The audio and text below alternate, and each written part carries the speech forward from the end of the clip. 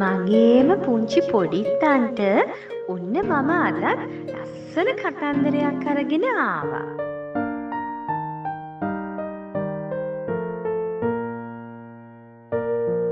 පුංචි ගෑනු ළමයා මේසේ ළඟ වාඩි වී පින්තූර අඳිනවා. වයිරන් පූසා පුටු වැන්දට පැනලා ඇය අඳින දිහා බලාගෙන ඉන්න උනා. මොනවද ඔයා කරන්නේ? පූසා ඇහුවා. ඔබ දන්නවනේ පූසෝ විපරම්කාරී බව. මම ඔයාට ගෙයක් අඳිනවා. පුංචි ගෑනු ළමයා කිව්වා. බලන්න මේ වහල, මේ දුම් කවුළුව, මේ තමා දොර. ඉතින් මම මොනවද ගෙදර කරන්නේ? ඔයාට පුළුවන් බත්තු යන්න. පුංචි ගෑනු ළමයා දුම් කවුළුවෙන් දුම් පිට වෙනව ඇන්දා. ඉතින් කෝ ජනේල? පූසා ඇහුවා. ඔයා දන්නවනේ පූස හැම තිස්සෙම ජනෙල් වලින් පැනලා යන බව. මෙන්න තියෙනවා 1යි 2යි 3යි 4යි. ඇන්දා කුඩා ජනේල 4ක්. ඉතින් මට ඇවිදින්න තැනක් හැම තියෙනවද? මෙන්න තියෙනවා. පුංචි ගෑනු ළමයා ඇන්දා ගේ වටේට වැටා. ඒක උයන ඈ කිව්වා. පූසා ඉව කරා.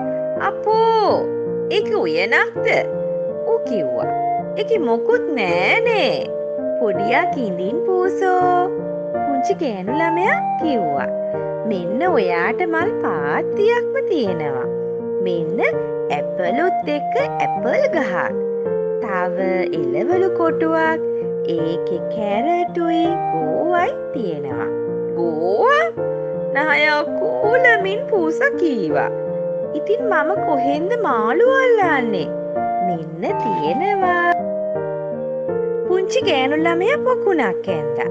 පස්සේ පොකුණේ මාළු පීනනව ඇන්දා. ඒක අපූරුයි. ඉතින් කුරුල්ලෝ එහෙම නැද්ද? පූසා විපරම්කාරී වෙහුවා. මම කුරුල්ලන්ට ආදරේ.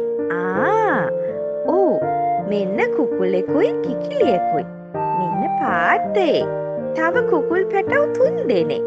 පූසා තොල්ලෙව කාලා පුරු ගෑවා. පස්සේ හීන් හඬින් අහනවා මෙහෙම. ඉතින් ගෙදර මීයෝ එහෙම නැද්ද? අපෝ නෑ. මීයෝ ඕන නෑ ගෙදරට. කවුද ඉතින් ගේ බලා කියාගන්නේ? ඔයාට මුරකාරයෙක් ඕන කරනවා. පුංචි ගෑනු ළමයා පොඩි ගේකුයි බල්ලෙකුයි ඇන්දා.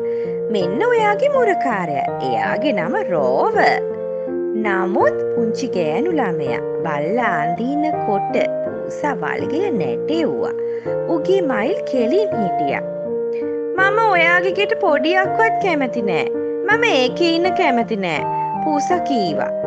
එහෙම කියලා ඌ කේන්තියෙන් යන්න ගියා. ඌ දඟකාර පූසෙක් නේද පොඩිත්තනි?